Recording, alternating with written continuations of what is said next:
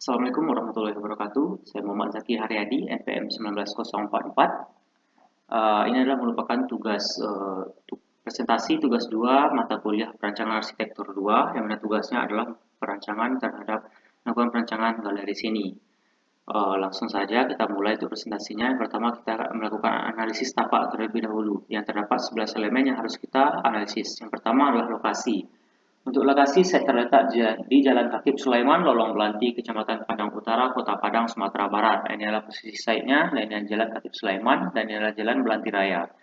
Untuk tautan lingkungannya, sekitar site dikelilingi oleh deretan rumah, kedai, dan perkantoran.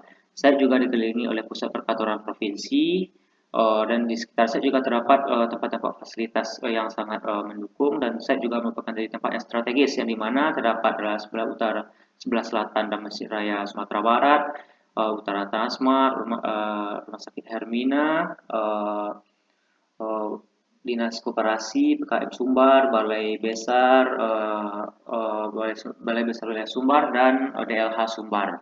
Nah, untuk ukuran tata wilayahnya, ukuran pada bagian utara site yaitu sekitar 30 meter, barat 25 meter, selatan 29 meter, dan timur 34 meter.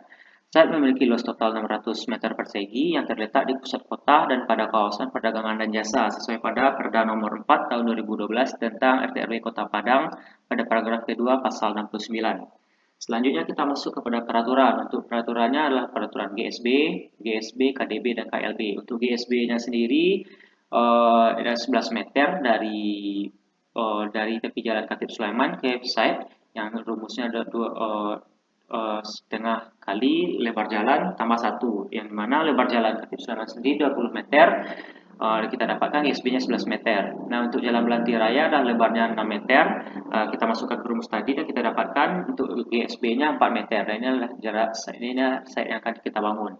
Untuk KDB-nya sendiri dari keseluruhan site hanya 60% yang akan kita bangun, dan 40%-nya kita gunakan sebagai ruang terbuka hijau dan taman ataupun lahan parkir. Nah, untuk KLB-nya bangunan memiliki satu lantai. Untuk kondisi fisik alamiahnya, yang pertama ada vegetasi. Vegetasi yang terdapat di site tersebut terdapat beberapa pohon, dan pohon tersebut akan dipertahankan sebagai penyaring polusi dan sebagai untuk mendapatkan udara yang lebih sejuk nantinya di sekitar site tersebut. Dan juga terdapat semak-semak dan rumput. Ini adalah merupakan potongan dari site tersebut yang menampakkan vegetasi di sekitar site. Untuk konturnya pada site ini memiliki kontur relatif datar dan tidak berkontur. Ini merupakan konsep pembangunannya. Dan untuk konsep pola drainase diarahkan pada saluran drainase kota dan akan dibuatkan beberapa drainase sekitar bangunan agar tidak terdapat genangan air yang akan mengganggu aktivitas pengguna nantinya. Nah, ini adalah konsep untuk penggunaan drainasenya tersebut. Selanjutnya, kondisi fisik alamiah. Di sekitar site terdapat deretan utilitas seperti tiang listrik, lampu jalan, drainase tertutup, dan trotoar. Di sekitar site juga terdapat deretan warung, rumah.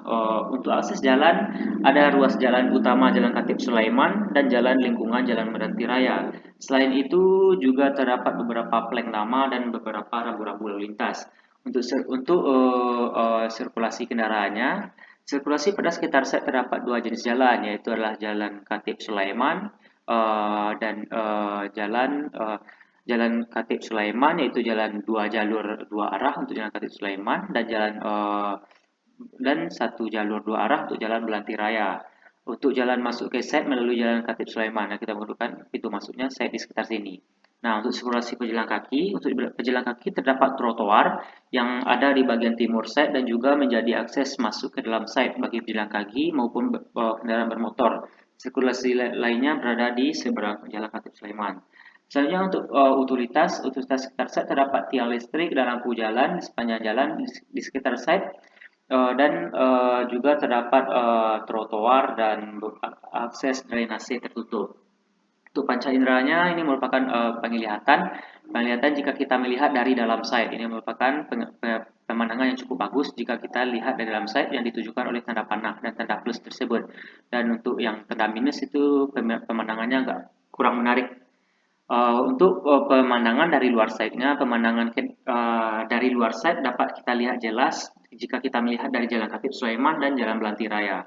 Untuk penciumannya dan pendengaran, tidak untuk penciuman mungkin disebabkan polusi oleh asap kendaraan dan pendengaran disebabkan oleh kebisingan kendaraan. Untuk mengatasinya kita akan melakukan pengoptimalan vegetasi pada site untuk mengurangi polusi dari polusi udara maupun polusi suara tersebut.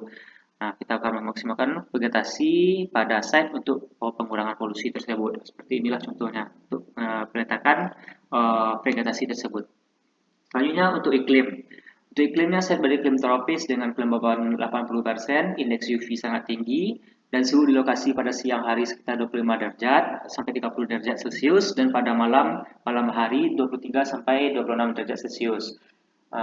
Dan untuk konsep bangunan tersebut menggunakan bukaan lebar dan memaksimalkan vegetasi sekitar set untuk mengurangi hawa panas yang masuk ke dalam bangunan tersebut. Nah, kita memanfaatkan bukaan lebar pada bangunan dan vegetasi yang ditata dengan sedemikian rupa. Untuk manusia dan kebudayaannya, untuk masyarakat sekitar site itu bermata pencaharian umumnya adalah pedagang karena banyaknya warung-warung kecil atau kedai-kedai toko-toko yang berada di sekitar site tersebut. Nah, berikutlah konsep site yang akan kita bangun. Nah, ini adalah untuk bangunannya adalah sendiri, bangunan galeri sininya, dan sebagainya untuk ruang parkir dan ruang terbuka hijau. Nah, untuk analisis ruang dalam, kita bagi ke dalam tiga pelaku, yaitu adalah pelaku pengelola, pengunjung, dan seniman.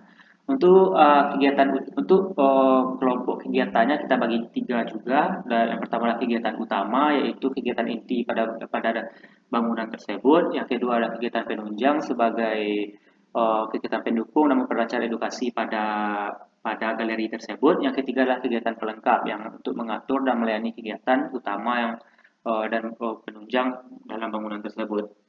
Nah, untuk aktivitasnya kita kelompokkan juga menjadi tiga, ada kelompok pengelola, pengunjung, dan seniman. Nah, berikut adalah pelaku dan aktivitasnya. Untuk kegiatan utama adalah untuk pengunjung datang, membeli tiket, melihat karya yang dipamerkan, itu merupakan ruang publik, loket, ruang pameran. Untuk kegiatan penunjang ada seniman dan pengelola untuk koordinasi untuk aktivitasnya, koordinasi masing-masing karya, memperkenalkan karya, membuat karya, memberi pelatihan, koordinasi semua aktivitas, dan melakukan koordinasi dengan staf. Untuk ruangnya ada publik, semi publik, dan privat. Untuk kebutuhan ruangnya sendiri meliputi ruang kurator, ruang rapat, ruang khusus, ruang pelatihan, dan ruang pengelola.